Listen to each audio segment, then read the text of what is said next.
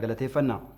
Walmurkii waancaa Afrikaa Kaameruun qopheessituuf kan darban gareen biyyaalessa Itoophiyaa turtii isaanii Abijaa xumuruun gara biyyaatti deebi'aniiru.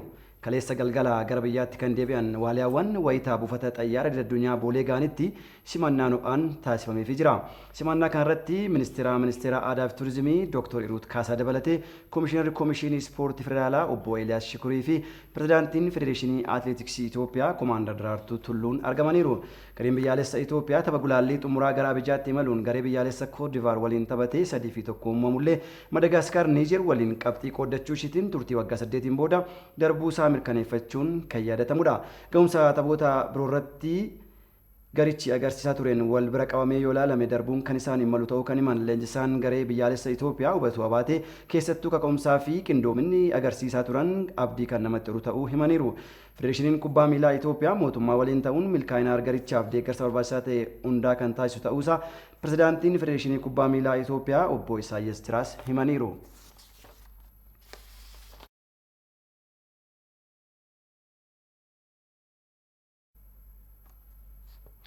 Shaampiyoonaa ispoortii marsaa xumuraa kilaboota liigii kubbaa miilaa Oromiyaa magaalota Oromiyaa 16 hirmaachisu godina Harargee Lixaa magaalaa Cirootti eegaleera. Murkichi guyyoottan 12 itti aaniif gaggeeffamas jedhamee jira. Gabaasni kan waajjira dhimmoota kominikeeshinii godina Harargee Lixaati Nuuroo Amaanooti qindeesse.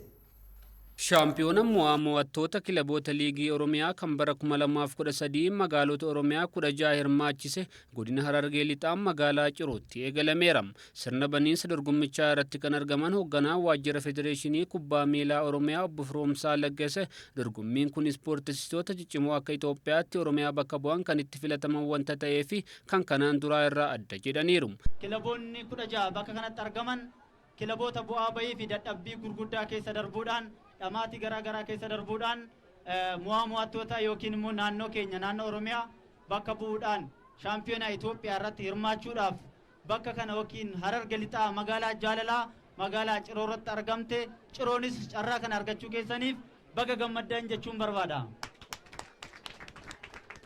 Egaan akkuma beekamu Federeeshinii kubbaa miilaa Oromiyaa dorgommii waggaa guutuu gaggeessaa tureen kilaboota 16 warreen amma hirmaannaadhaaf bakka kana dhufan jechaadha argachuun danda'ameera jechuudha. Kun bu'aa bahii dorgommii bara kana gaggeessaa baane ta'ee dorgommii kana keessatti carraawwan gurguddoon nu mudatan keessaa ijoollee yookiin immoo ispoortistoota dandeettii addaa qaban kennaa addaa qaban oomishuun danda'ameera jechuudha. Kantiibaa bulchiinsa magaalaa Ciroo obbo Muhammad Umar hirmaattota dorgommii kanaatiin baga nagaan dhuftan jedhaniiru.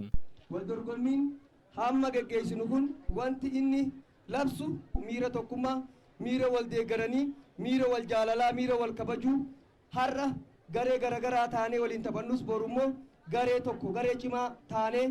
Itti gaafatamaan komishinii ispoortii godina Harargee Lixaa obbo Toofiq Abdurrahmaan dorgommiin kun yeroo Itoophiyaan waggaa 8 booda waancaa Afrikaaf dabartetti wanta gaggeeffamuuf kan kanaan duraa irraa adda jedhaniiru. Taphni kubbaa miilaa liigii Oromiyaa mo'attoota magaalaa Cirootti gaggeeffamu kun adda wanni isa godhu waggaa 8 booda Afrikaan keessaa duubatti kan deebite Itoophiyaan kubbaa miilaa waancaa Afrikaatiif dabartee jirti.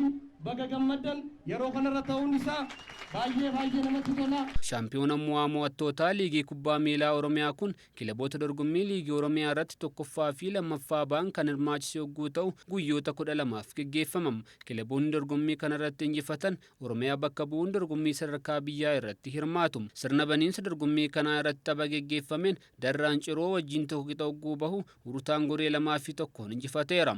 Diimtuun immoo Buusaa 2-0 yogguu injifatu Beddellee fi Gabri Gurraachaan ammoo goolii tokko walqixaan tapha isaanii xumuraniiru. Gabaasichi kan waajjira dhimmoota kominikeeshinii mootummaa godina Harargee Lixaati.